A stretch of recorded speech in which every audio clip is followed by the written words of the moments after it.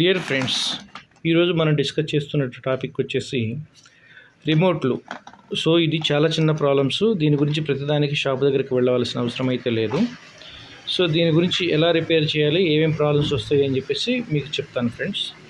So న్యాచురల్గా రిమోట్లలో మేజర్గా వచ్చే ప్రాబ్లం ఏంటంటే ఏజింగ్ వలన ఈ టిప్స్ ఏవైతే ఉన్నాయో ఈ టిప్స్ దాన్ని ఏమంటారు కార్బన్ ఫామ్ అవుతుంది.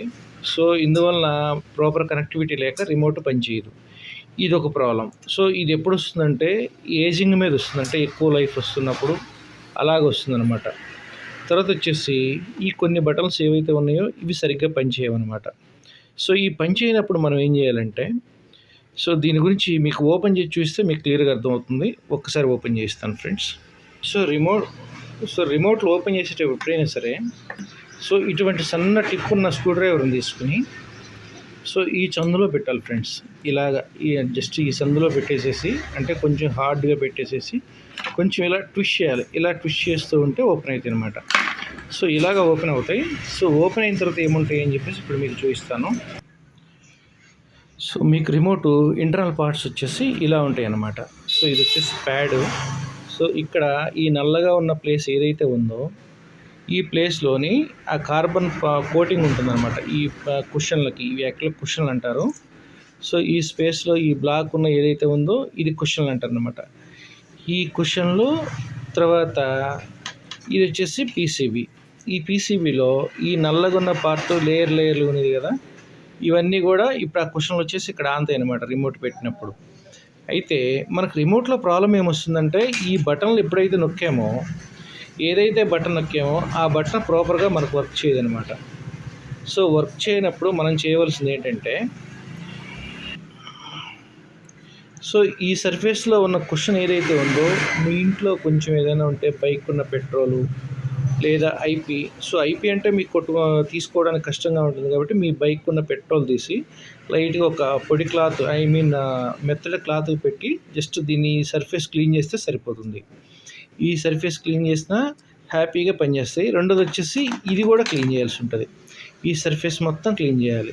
ఈ సర్ఫేస్ మొత్తం క్లీన్ చేసి యాజ్ ఇట్ ఈజ్గా బిగించేస్తే సరిపోతుంది. సో రిమోట్లో వచ్చేసి ఇంకొక ప్రాబ్లం ఏంటంటే, మీకు బటన్ లోపలికి వెళ్ళి అలాగే ప్రెస్ అయిపోయి ఉంటాయి. ఇప్పుడు ఈ హోల్స్ ఏవైతే ఉన్నాయో ఈ రబ్బర్ కుషన్కి ఈ సైడ్ అవుటర్ ఏదైతే ఉందో ఈ అవుటరు ఇక్కడ మట్టి ఫామ్ అవుతుంది ఫ్రెండ్స్. న్యాచురల్గా ఎక్కువ మంది దీన్ని శుభ్రంగా క్లీన్ చేసుకోరు. సో ఇక్కడ మట్టి ఫామ్ అవుతుంది. ఈ మట్టి ఫామ్ అయిపోయి ఈ హోల్స్ ఏవైతే ఉన్నాయో వీటికి ఆ కుషన్కి మధ్యలో అడ్డొస్తాయి అనమాట. అందుకు ఆ టైంలో మనం ఇది నొక్కినప్పుడు ప్రాపర్గా లోపలికి వెళ్ళి మళ్ళీ దాన్ని ఏమంటారు బయటికి రాదనమాట. సో ఆ విధంగా కూడా ప్రాబ్లమ్స్ వస్తాయి. సో ఇంతకుమించి రిమోట్లో పెద్దగా ప్రాబ్లమ్స్ ఏమి ఉండవు ఫ్రెండ్స్. రెండవది వచ్చేసి ఈ సెన్సార్ ఉంది కదా, ఇది సెన్సార్ అంటారు. ఈ సెన్సార్లో మనం కింద పడేసి పగిలిపోయి మళ్ళీ పైకి తీయటప్పుడు ఇక్కడ ఉన్న షోల్డరింగ్ టిప్స్ ఏవైతే ఉన్నాయో ఇవి లూజ్ అవుతాయి అన్నమాట.